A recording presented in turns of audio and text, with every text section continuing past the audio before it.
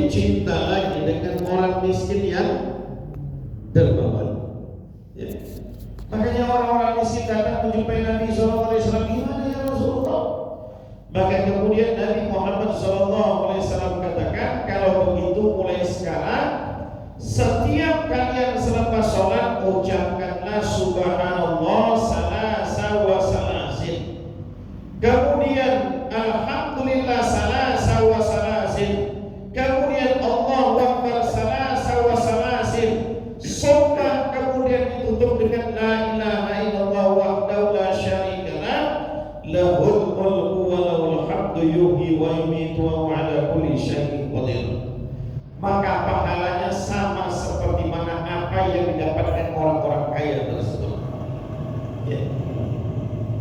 Bapak Ibu hadirin Allah Subhanahu wa taala. Kalau saya tanya sekarang, mana yang lebih afdal kita itu zikir dengan menggunakan jari jemari ruas tangan ini atau dengan menggunakan tasbih? Mana yang lebih afdal?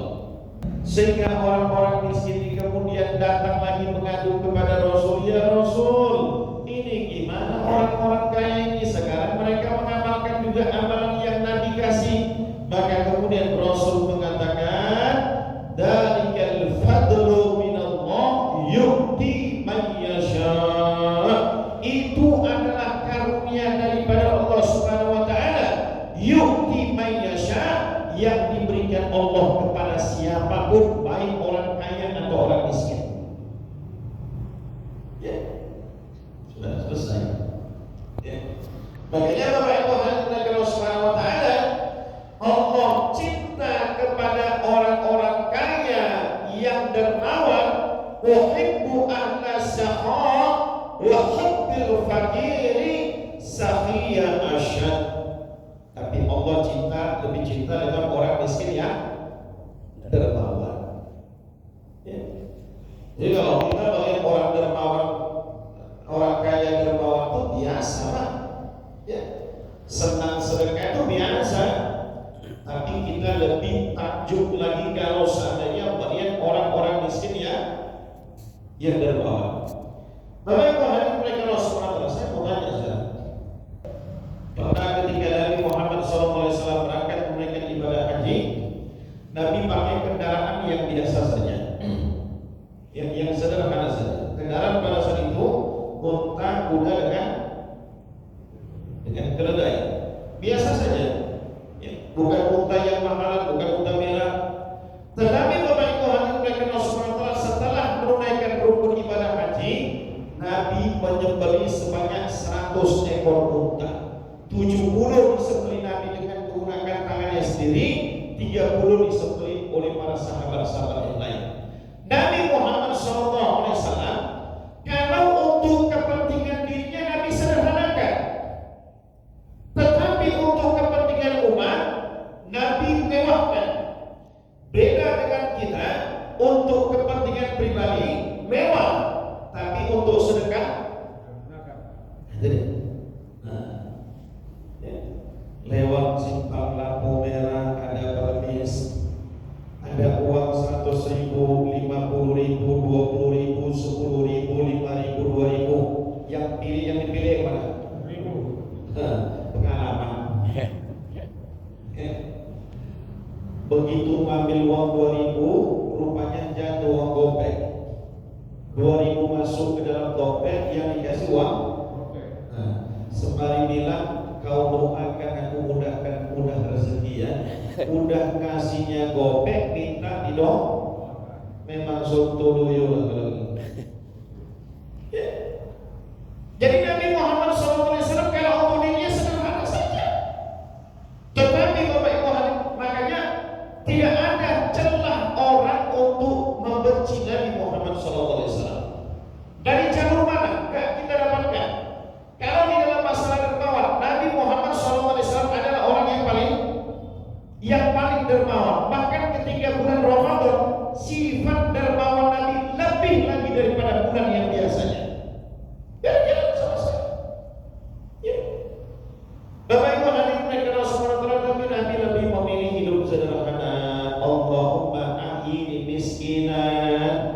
Allah hidupkan aku dalam keadaan miskin, wa zukrati, dan bangkitkan aku bersama dengan orang-orang yang miskin. Kita ini kalau doa ini kadang-kadang doa dia berdoa, apalagi kalau saya bilang ahbab ikhwan daripada jemaah tabligh kan. Ya Allah, apa yang diminta Nabi-Mu itu yang kami minta ya Allah, apa yang ditolak Nabi-Mu itu yang kami tolak ya Allah. Yang diminta Nabi apa? Miskin. Nabi minta apa? Miskin. Tahan nggak kira-kira? Yang ditolak Nabi apa?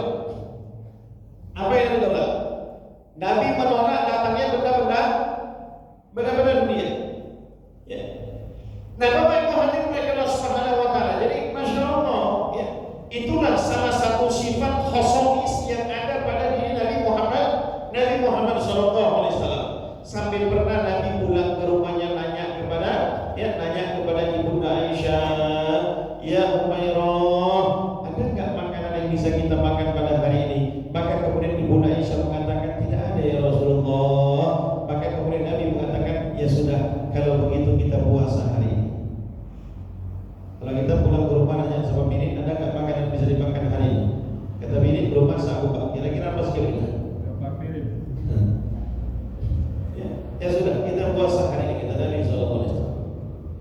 Bahkan Bapak Ibu hadirin Allah Subhanahu wa taala, pernah satu orang sahabat bertanya kepada Ibunda Aisyah, yang mana Ibunda Aisyah pernah mengatakan bahwasanya pernah kami bersama dengan Nabi Muhammad sallallahu alaihi wasallam selama 2 purnama hidup hanya dengan 2 aswadatain, 2 benda hitam saja.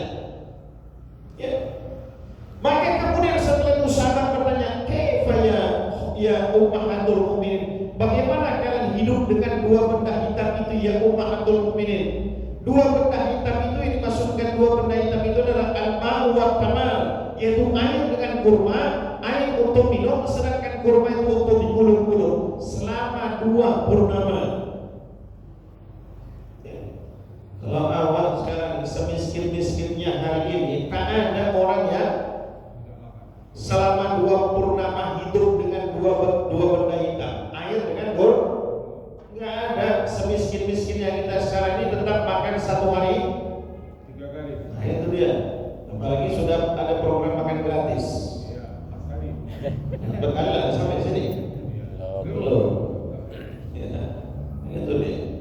Nah, semiskin-miskinnya kita tetap makan 1 hari 3 kali. Itu yang baru banjir itu di mana? Masa 3 mereka, betul kan? Ya, sesusah-susahnya mereka banyak datang bantuan, tetap makan 1 hari 3 kali juga. Ya. Tapi kadang-kadang manusia ini akalnya nggak berpikir. Ya, Bapak Ibu hadirin Allah Subhanahu wa taala, baru 1 saja bala tentara Allah yang didatangkan Allah di malam hari air udah susah bagi kita. Itu pun nggak mau juga tobat-tobat. Wa ma asabathum musibah kasabat aidikum wa ya'fu an katsir. Tidaklah datang musibah kepada kalian itu semua karena sebab ulah perbuatan kalian. Ya, bima kasabat aidikum wa ya'fu an katsir. Dan dengan sebab datangnya musibah itu maka Allah akan hapuskan dosa-dosa kalian sebagian kalau Dia ridho. Kadang-kadang kita melihat, Masya Allah, di sini kira-kira kemarin itu waktu setelah banjir bandang itu mati air kan di sini? Mati nggak? Mati juga. Nah, tempat saya 4 hari mati, lebih 5 hari. Di sini kurang sangat sampai ya? Tak sampai lah. Ya, orang saya WA sama Pak Solat, tempat kami dah hidup Ustaz, tapi hidupnya kayak air kecil katanya. Tak apalah. Ya. Tempat saya 5 hari mati air. Akhirnya ngambil air ke masjid. Nah, istri saya bilang gak apa-apa lah dia ambil air ke masjid, kata istri saya. Kalau sebulan kan badan nanti jadi tegak, perut itu jadi kurus katanya. Yang lebih parahnya lagi, ada orang dipanggil azan 5 kali ke masjid tak mau datang. Begitu air di rumah tak ada, ambil air kemana? Kemana? Kan sontoloyo, marah kali orang itu. Kalau sholat tak mau ke masjid, ya dipanggil Allah 1 hari 5 kali ke masjid, kau tak mau,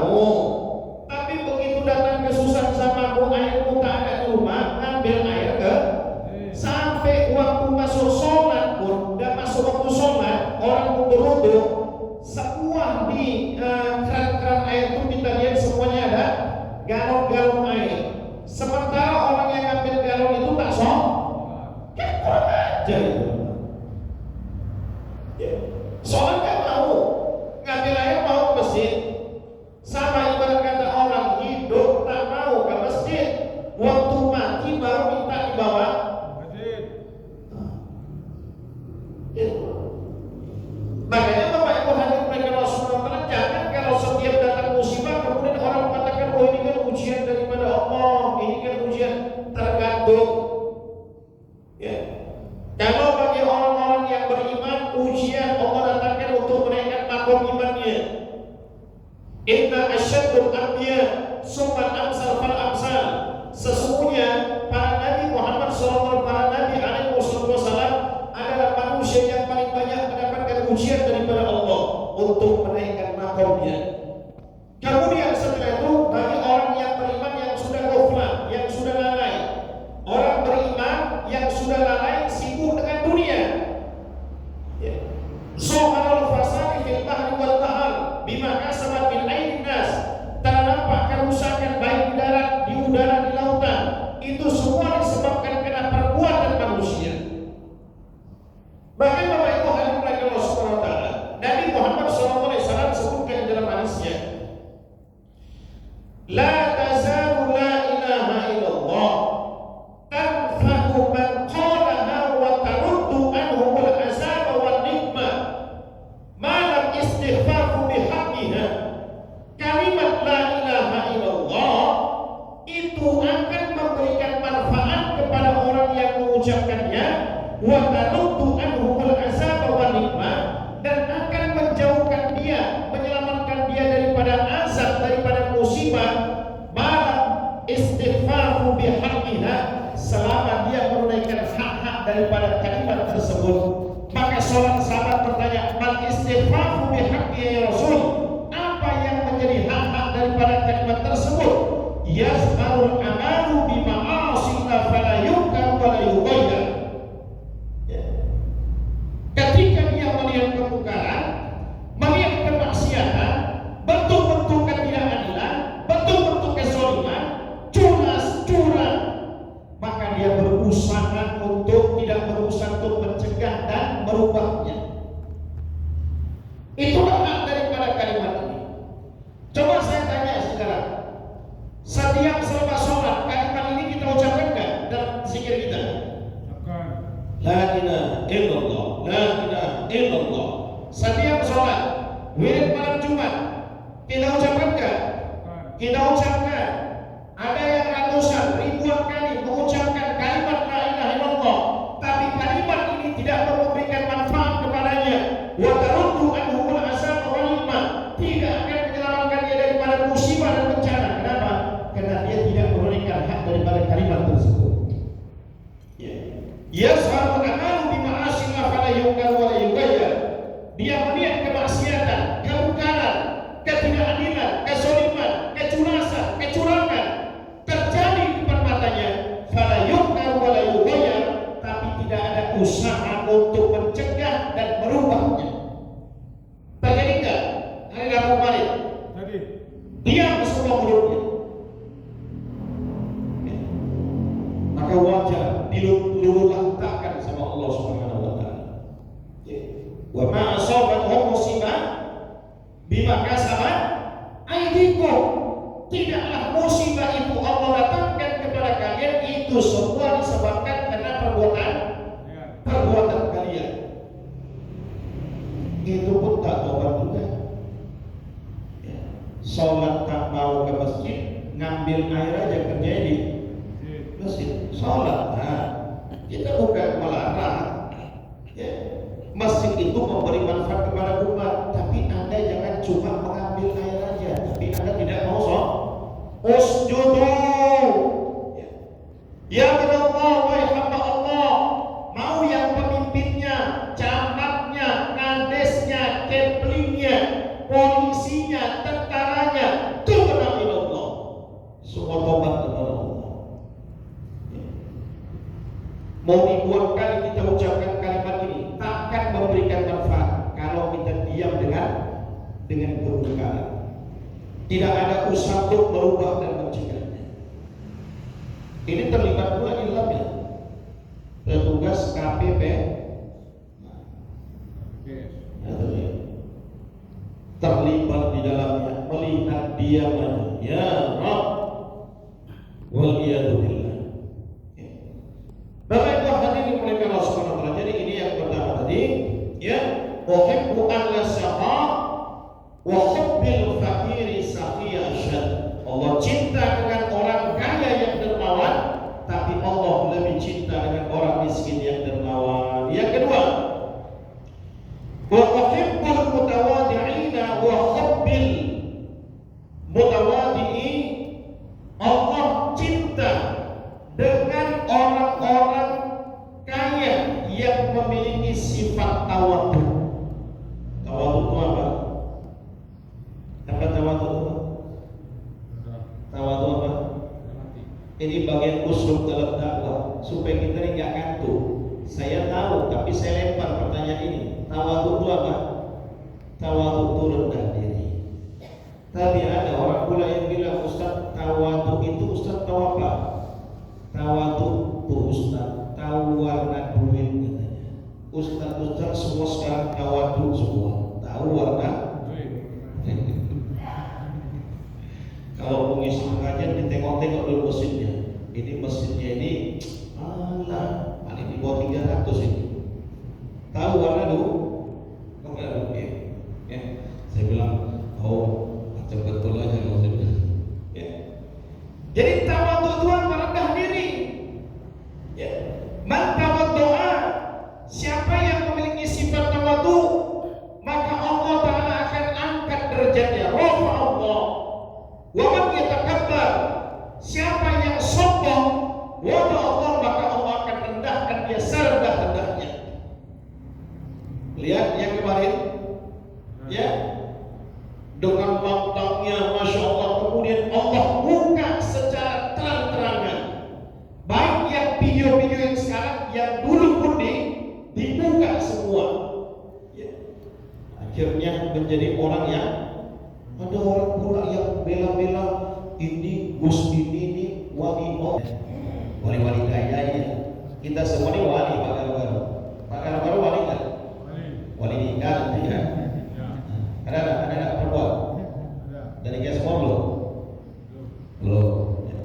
Wali nikah, wali kelas, wali-wali daya, kita semua wali.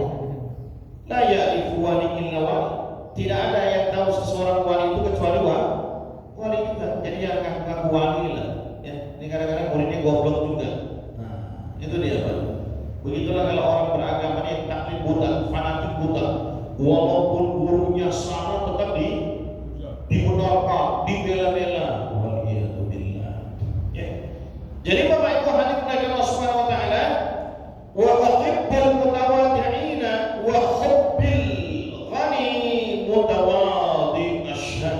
Allah cinta dengan orang miskin yang rendah hati, tapi Allah lebih cinta dengan orang kaya yang rendah hati. Orang miskin mau sombong gimana Pak? Coba ya. Sarana prasarana nggak ada sama dia. Gimana dia mau sombong? Kalau orang kaya sombong wajar nggak? Wajar nggak? Oh kaya kok saya, ya rumah di mana-mana, mobil masya Allah, usaha di mana-mana, mau sombong wajar. Ini ada orang miskin sombong, makan Senin Kamis, udah itu sombong, ya sujud sama Allah, wala tusair khattaka linnas, wala tamshi fil ardi maraha. Janganlah kamu berjalan di permukaan bumi dengan sombong, congkak. Ya, wala tusair khattaka linnas. Ya. Yang mau disombongkan apa? Dia nggak punya sarana prasarana untuk menyombongkan dirinya. Kekayaan dia nggak punya. Kalau orang kaya sombong itu lumrah karena dia punya sarana prasarananya. Orang miskin ada nggak yang begitu? Sudah miskin sombong lagi? Ada. Ada. Ya, udah miskin sombong, tak tahu diri, baru masuk dina. Kan? Makanya Bapak Ibu hadirin Allah Subhanahu wa taala, wa uhibbul mutawadi'ina. Allah cinta dengan orang miskin yang memiliki sifat rendah hati, wa hubbil ghani mutawadi. Tapi Allah lebih cinta dengan orang kaya yang memiliki sifat rendah diri. Low profile. Dia kaya tapi rendah diri.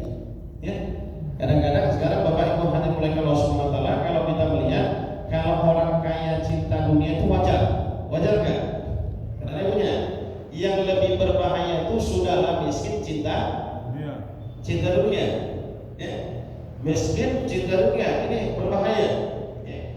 Makanya Bapak Ibu hadirin dari Allah Subhanahu wa taala, Abuya Said Muhammad Maliki rahimahullah taala, itu Bapak Ibu hadirin dari Allah Subhanahu wa taala, kalau beliau itu diminta untuk ceramah kemana-mana ke luar negeri, Imam Ahlus Sunnah wal Jamaah, Abuya Said Muhammad Maliki, ya, yang memiliki satu kitab yang itu menjadi referensi bagi umat Islam di Indonesia, Mafahim yajibu an-tusofa, faham-faham yang wajib untuk diluruskan, membantah argumentasi daripada orang-orang Wahabi.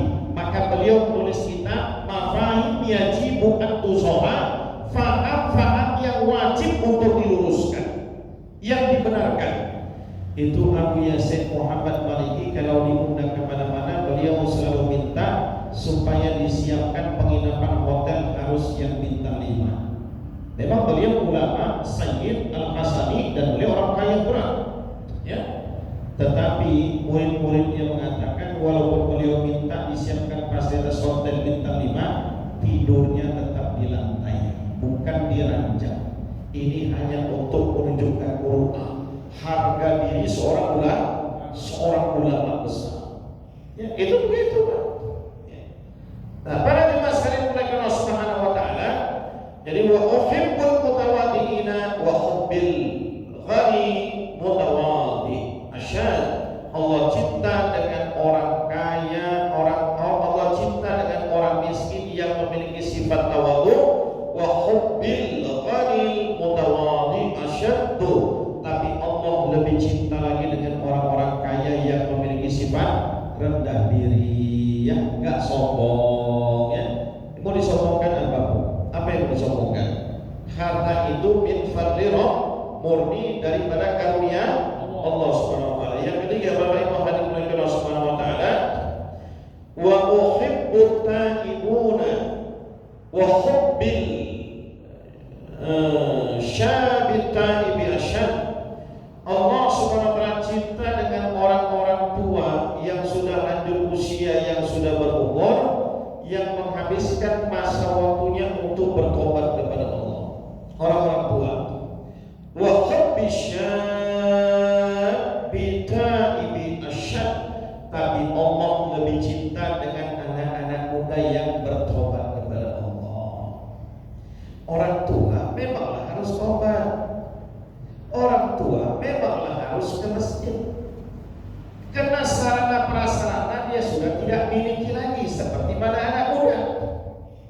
Ya. Orang tua mau ngapain? Mau masuk diskotik? Mau geleng-geleng? Ya. Kena hujan sedikit? Masuk angin? Kalau dulu biasanya umur 30 tahun, 40 tahun kemana-mana yang dibawa, ya wangi. Kalau sudah umur 50 tahun kemana-mana digantungnya di bawah, itu pasti ada digantungnya. Ya. Balsam, Apinson dan segala macam, betul. Nikmat makan sudah mulai berkurang. Kalau dulu masih muda semua bisa dimakan, sekarang sudah tua. Pilih-pilih. Sudah sensitif. Mau makan kambing, takut naik tensi. Nah, mau makan apa lagi? Mau makan udang, takut naik kolesterol. Akhirnya dimakan apa? Yang dimakan bayam, direbus, ikan asin. Ikan asin pun tak bisa juga. Darah rendah, tak bisa juga. Akhirnya dimakan nasi putih, bayam, direbus. Itu bayamnya rupanya pun juga nggak bisa dimasak rebus gitu aja. Karena giginya nggak ada. Bayam itu di blender, mirip macam muntah kucing. Itu kan dimakan. Jadi orang tua yang menghabiskan waktunya untuk bertobat kepada Allah Subhanahu wa taala, itu Allah cinta. Karena sarana prasarana memang nggak ada lagi sama dia. Ya. Mau ngapain nggak bisa? Nggak mungkin ada kakek-kakek umur 70 tahun kita lihat ngetrek pulang naik kereta. Ada. Nah, itulah yang termasuk bagian tua-tua tadi, makin tua tak tahu, makin menjadi makin tua tak tahu. Nah, itu dia. Dan tua kemana-mana, ya Allah, umur sudah 70, kemana-mana masih pakai celana pendek bunga. Masih pakai celana pendek, main gaplekan, ya Allah ya. Saya nggak bicara masalah hukumnya, Pak. Ya, walaupun ada hadis Nabi, man la'iba binar rasil. Ya, siapa yang main dadu, faka'anna masobago yadau filah khizri wa damihi, maka sama seperti mana dia mencelupkan tangannya ke dalam darah dan daging babi. Kenapa? Karena ada unsur kelalaiannya di situ. Sekarang kalau saya tanya, orang yang main catur, Masya Allah, main catur itu kan nggak tahu waktu, 1 jam, 2 jam, 3 jam, betul kan Pak? Azan pun lewat aja, sekak, akhirnya disekak deh sama orang yang tahu, sekak kau juga mati ya. Ya, dia main catur, main dadu, waktu 1-2 jam itu, kalau seandainya digunakan untuk baca Quran, sudah berapa juz? Sudah berapa juz? Makanya ada hadis Nabi Muhammad SAW yang menyebutkan min husnil mar'i tarku ma la ya'ni. Baiknya agama seseorang muslim itu tarku ma la ya'ni, ketika dia mampu meninggalkan sesuatu yang tak bermanfaat bagi dirinya. Dia menghitung itu, oh ini manfaat, nggak manfaat udah tinggalkan saja. Ini manfaat, nggak tinggalkan saja. Oh kalau ngaji sama Ustaz Tunggu, taksinul qiraah manfaat. Jadi enggak bermanfaat tidak. Maka Bapak Ibu hadirin Allah Subhanahu wa taala, wa uhibbut taibina. Allah cinta dengan orang-orang tua yang menghabiskan masa sisa usianya dalam tobat kepada Allah Subhanahu wa taala. Wa hubbish syabit taibi asyad. Tapi Allah lebih cinta kepada anak-anak muda yang menghabiskan waktu mudanya dalam keadaan tobat kepada Allah Subhanahu wa taala. Anak muda Masya Allah, karena sarana prasarana dia banyak. Ya, makanya Bapak Ibu hadirin Allah Subhanahu wa taala dalam hadis Nabi Muhammad SAW sebutkan, sab'atun yuzilluhumullahu fi zillihi yauma la yazillu la zilli illa zilluh. Ada 7 golongan manusia yang mana mereka mendapatkan naungan daripada Allah Subhanahu wa taala, yang pada saat itu tidak ada naungan kecuali naungan daripada Allah Subhanahu wa taala. Dari 7 ini yang disebutkan Nabi dalam hadisnya, 3 adalah anak muda. Ya, dari 7, 3 itu menceritakan tentang anak muda. Yang pertama Bapak Ibu hadirin Allah Subhanahu wa taala, wasyabah nasya bi ibadatillah, anak-anak muda yang tumbuh berkembang dalam keadaan ibadah kepada Allah. Sulit juga. Ya. Anak-anak muda yang memang dia berkembang tumbuh dalam keadaan taat ibadah kepada Allah, gak maksiat, gak buat kelalaian. Masya Allah. Sekarang justru anak-anak muda kita tumbuh berkembang dengan maksiat. Dengan apa? Narkobanya, geng motornya, kemudian gadgetnya, betul? Dia tumbuh berkembang dalam perkara-perkara yang melalaikannya kepada Allah Subhanahu wa taala. Jadi Nabi sebutkan di antara 7 golongan yang mendapatkan naungan daripada Allah Subhanahu wa taala, 3 daripada 7 itu adalah anak muda. Ya. Asyabu nasya fi ibadatillah, anak-anak muda yang berkembang dalam keadaan ibadah kepada Allah Subhanahu wa taala. Yang kedua Bapak Ibu hadirin Allah Subhanahu wa taala, rajulun qalbuhu mu'allaqun fil masajid, laki-laki yang hatinya terpaut dengan masjid, bukan remaja masjid. Remaja masjid adanya di masjid hanya ketika PHBI, betul? Setelah selesai PHBI, remaja masjidnya kemana? Jadi remaja kafe. Jadi rajulun, laki-laki, qalbuhu mu'allaqun fil masjid, yang hatinya terpaut dengan masjid. Yang ketiga Bapak Ibu hadirin Allah Subhanahu wa taala, Nabi Muhammad SAW menjelaskan, Bapak Ibu hadirin Allah Subhanahu wa taala, wa rajulun sibbi wa jamalin faqala inni akhafullah. Laki-laki, seorang anak muda yang diajak seorang wanita yang terpandang, kemudian setelah itu wa jamal, terpandang dan wanita tersebut cantik, dia diajak untuk bermaksiat kepada Allah. Kemudian laki-laki tersebut mengatakan, inni akhafullah, abang takut dengan Allah deh. Ada enggak? Susah. Maka Bapak Ibu hadirin mulai Allah Subhanahu wa taala, ini saja kajian kita. Jadi Bapak Ibu hadirin mulai Allah Subhanahu wa taala, ya, 3 golongan manusia yang Allah cinta dan Allah lebih cinta lagi dengan 3 golongan manusia yang lain, ya. Ini dalam kitab Ihya Ulumuddin, dalam kitab Ihya Ulumuddin hadis qudsi, ya. Yang pertama Bapak Ibu hadirin mulai Allah Subhanahu wa taala, uhibbu ahlas saqa, Allah cinta dengan orang-orang kaya yang dermawan. Wa hubbil fakiri saqiya asyad, tapi Allah lebih cinta dengan orang miskin yang dermawan. Maka ada hadis Nabi yang mengatakan, ittaqun nar, selamatkanlah dirimu daripada neraka walaupun dengan bersedekah 1 buah kurma. Sedekah itu nggak usah banyak-banyak, ya. Kalau banyak, ya alhamdulillah, ya. Tetapi Bapak Ibu hadirin mulai Allah Subhanahu wa taala, intinya hadis-hadis sedekah ini untuk diri kita.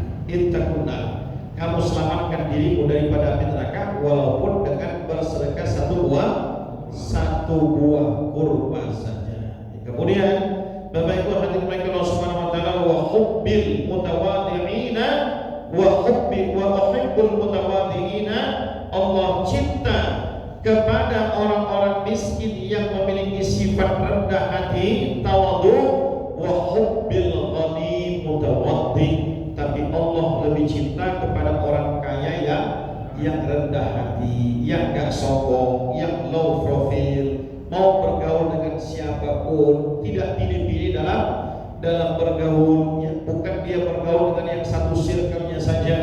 Kalau orang kaya bergaulnya dengan orang kaya saja, pejabat bergaul dengan pejabat saja, tidak seperti itu. Tapi orang-orang kaya yang tidak sombong, rendah hati, dia low profile, dia mau bergaul dengan siapa saja. Kemudian Bapak Ibu hadirin Allah Subhanahu wa taala, wa uhibbut taibina wa hubbisy syabit taibi asyad, Allah cinta dengan orang-orang kaya, Allah cinta dengan orang-orang tua yang bertobat kepada Allah Subhanahu wa taala, yang menghabiskan sisa usianya dalam keadaan ibadah kepada Allah Subhanahu wa taala. Wa hubbisy syabbi taibi asyad, tapi Allah lebih cinta dengan anak-anak muda yang beribadah, yang tobat kepada Allah Subhanahu wa taala. Mudah-mudahan Bapak Ibu hadirin mulai Allah Subhanahu wa taala, kita termasuklah orang-orang yang mendapatkan cinta daripada Allah. Mahbub illallah, dicintai Allah, itu adalah satu karunia yang begitu besar. Karena ketika Allah cinta kepada seorang hambanya, maka Allah akan memberikan pengumuman kepada penduduk langit, aku cinta kepada si fulan.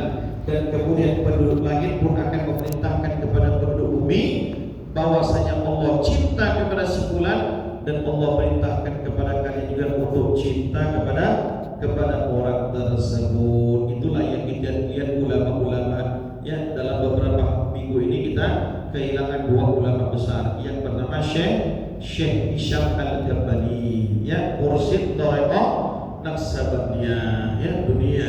Kemudian Bapak Ibu hadirin Allah Subhanahu wa taala, semalam lagi baru meninggal ulama kita di Indonesia, ya, Syekh Kiai Haji Dr. Sobron. Siapa beliau? Dr. Sobron ini adalah abang ipar daripada Syekh Nuruddin Marbu Al-Banjari. Beliau termasuk doktor hadis, ya. S1-nya di Al-Azhar, kemudian di Madinah, sedangkan S2, S3-nya dalam bidang hadis itu beliau kuliah di Ummul Qura Mekah, ya. Dr. Sobron wafat dalam keadaan usia, kalau nggak salah saya, 76 tahun. Ya, dua orang ulama sudah wafat. Dan ini Bapak Ibu hadirin Allah Subhanahu wa taala, wafatnya ulama itu ya lebih berat di sisi Allah dibandingkan wafatnya satu kabilah. Kenapa?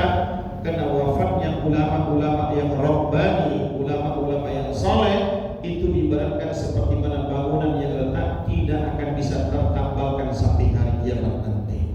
Maka Bapak Ibu hadirin Allah Subhanahu